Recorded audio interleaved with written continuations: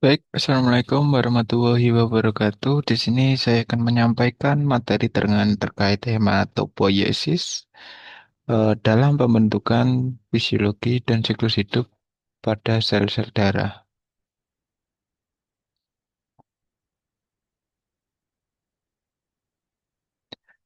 Hematopoiesis berfungsi sebagai produksi dan diferensiasi atau pembeda perkembangan serta pematangan dari semua sel darah. Sumsum tulang sebagai proses hematopoiesis akhir mampu memproduksi 3 miliar eritrosit, 1 miliar leukosit, dan 2 miliar trombosit per hari dan per kilogram berat badan. Mekanisme dasar dalam produksi sel darah yaitu yang pertama, secara terus-menerus memaksa sirkulasi perifer dalam sel-sel darah yang matang. Yang kedua yaitu memobilisasi atau penempatan sumsum tulang untuk meningkatkan produksi jika kondisi hematologi normal. Ketiga yaitu mengkompensasi hematopoiesis di luar sumsum tulang yaitu di hati dan limfa. Bila sumsum tulang menurun produksinya. Ini adalah periode hematopoiesis. Ada tiga kategori berdasarkan usianya, yaitu pada 1 sampai 3 bulan, pada masa janin, organ yang memproduksi yaitu Yolk seks yang dinamakan dengan periode mesoplastik. Terus ada usia 2 sampai 7 bulan pada janin yang memproduksinya yaitu hati dan limfa disebut dengan hepatosplenolimfomiloid. Pada usia 7 bulan sampai seterusnya atau disebut dengan pada masa pertumbuhan dewasa, organ yang memproduksi sel darah itu adalah sumsum tulang atau disebut dengan periode miloid. Nah, perkembangan janin dari usia 2 minggu sampai 2 bulan, eritropoiesis atau pembentukan eritrosit paling banyak yaitu terjadi pada Yolk. Pada periode ini dihasilkan eritroblas primitif dan hemoglobin embryonik seperti pada hemoglobin Koer 1 dan Koer 2. Hemoglobin tersebut terbentuk sebagai tetramer dengan dua rantai alfa dikombinasikan dengan rantai epsilon atau rantai zeta. Hemoglobin embryonik tidak berkembang menjadi dewasa dan tidak berpartisipasi dalam pemasokan oksigen. Pada periode hepatik ini terjadi pada usia 2 sampai 7 bulan kehidupan janin. Hati berfungsi sebagai organ utama dalam memproduksi sel eritroid. Selain itu juga menghasilkan hemoglobin fetus atau disebut dengan HBV yang terdiri dari rantai alfa dan rantai gamma. Limfa, timus, dan kelenjar getah benih juga menjadi organ hematopoietik yang aktif dalam produksi eritrosit dan limfositnya. Produksi HbF pada sel eritroid memiliki afinitas oksigen yang lebih besar dibandingkan dengan hemoglobin dewasa. Nah, pada periode miloid, tepatnya pada usia 7 bulan janin sampai dengan kelahirannya, sampai dengan masa pertumbuhan dewasa, sumsum tulang mengambil alih untuk berperan utama dalam hematopoiesis dan terus berlanjut ke masa dewasa. Pada periode ini terbentuk hemoglobin dewasa atau disebut dengan hemoglobin A yang terdiri dari dua rantai alfa dan dua rantai beta, dan sering dengan menurunnya rantai gamma, rantai beta akan meningkat. Pada eritropoiesis ada 6 fase, yaitu ada fase pronomoblas, diciri atau ditandai dengan inti dan plasma memiliki perbandingan 4:1. Sitoplasmanya berwarna biru. Terus pada basofilik normoblas, inti dan plasmanya memiliki perbandingan 4:1 juga, namun lebih kecil dari pronomoblas. Selanjutnya ada periode polikromatik normoblas, inti dan plasma memiliki perbandingan 1:1, dan sitoplasma bervariasi mulai dari merah hingga biru. Pada ortokromatik normoblas, inti mulai mengalami destruksi atau perpecahan ya.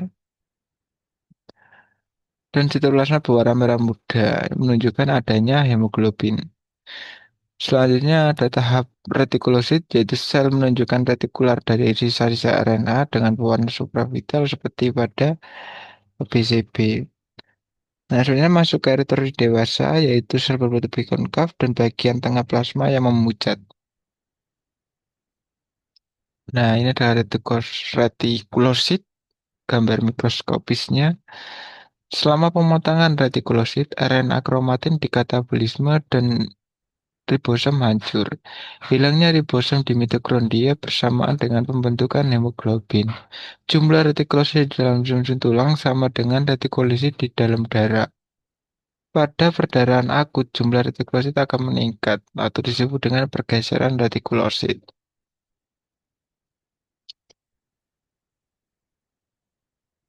Nah, ini adalah perhitungan dari koreksi jumlah retikulosit, yaitu bagaimana cara menentukannya, yaitu hematokrit pasien dibagikan hematokrit normal dikalikan jumlah retikulositnya. Misal seorang pasien anemia, presentase retikulositnya itu 3%, hematokritnya pasien 15%. Hematokrit yang dianggap normal itu sekitar 45%. Jadi rumusnya yaitu 15% dibagi 45% dikalikan 3%. Nilainya adalah 1%. Nilai normal dewasa itu 0,5 sampai 2,0%. Sedangkan nilai normal pada bayi 2,5 sampai 6%. Nah, ini adalah indeks produksi retikulosit untuk mengetahui eh, seberapa banyak produksi dari retikulosit ini. Rumusnya yaitu jumlah retikulosit yang dikoreksi tadi dibagi dengan waktu maturasi dalam hari dengan satuan hari. Melanjutnya perhitungan indeks produksi retikulosit, misalnya lama pematangan retikulosit darah yaitu 2 hari, maka 1% atau jumlah retikulosit yang terkoleksi tadi dibandingkan 2 yaitu sama dengan 0,5. Nilai IPR 0,5 menunjukkan produksi eritrosit yang rendah. Lebih dari 3 menunjukkan peningkatan produksi eritrosit. 2 sampai 3 menunjukkan borderline. Ini adalah struktur dan sintesis dari hemoglobin. Struktur ini melibatkan 4 besi atom dalam bentuk Fe2+ dikelilingi oleh cincin protoporfirin 6.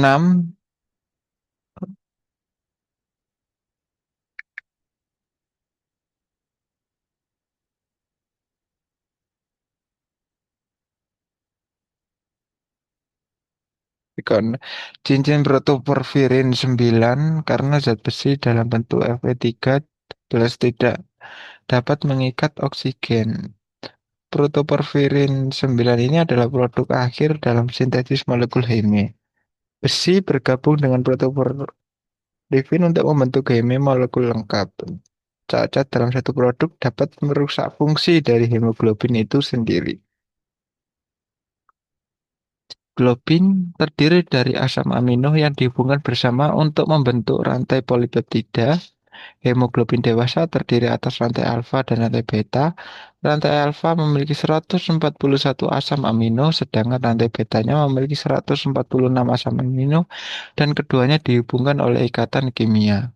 Struktur HP tambahan yang mendukung molekul hemoglobin adalah 2 sampai 3 difosfogiliserat, yaitu suatu zat yang dihasilkan melalui jalur Embden-Meyerhof yang anaerob selama proses glikolisis. Struktur ini berhubungan erat dengan afinitas oksigen dari hemoglobin. Selanjutnya kita masuk pada jenis hemoglobin. Terdapat tiga jenis hemoglobin yang akan disintesis oleh tubuh manusia, yaitu ada Hb embrionik, ada Hb janin, dan Hb dewasa. Kromosom 11 memproduksi epsilon, beta, gamma, dan delta. Setiap orang tua memberikan satu gen sehingga individu memiliki dua gen untuk produksi masing-masing rantai.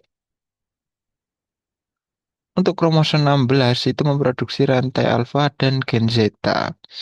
Ada dua gen dalam kromosom untuk produksi rantai alfa dan satu gen saja untuk produksi rantai zeta.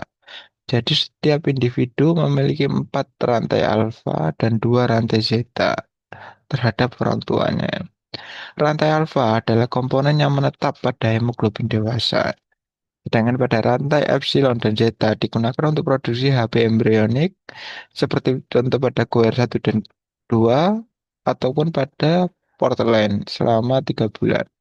Hb janin atau disebut dengan HbF mulai disintetis dalam waktu 3 sampai 6 bulan. Dalam waktu itu jumlah rantai gamma menurun dan jumlah rantai betanya meningkat, menyebabkan peningkatan Hb mencapai 95 sampai dengan 95%. Sedangkan 1 sampai 3% adalah HbV. Ini adalah fungsi hemoglobin. Terdapat tiga jenis Hb yang disintetis tubuh manusia.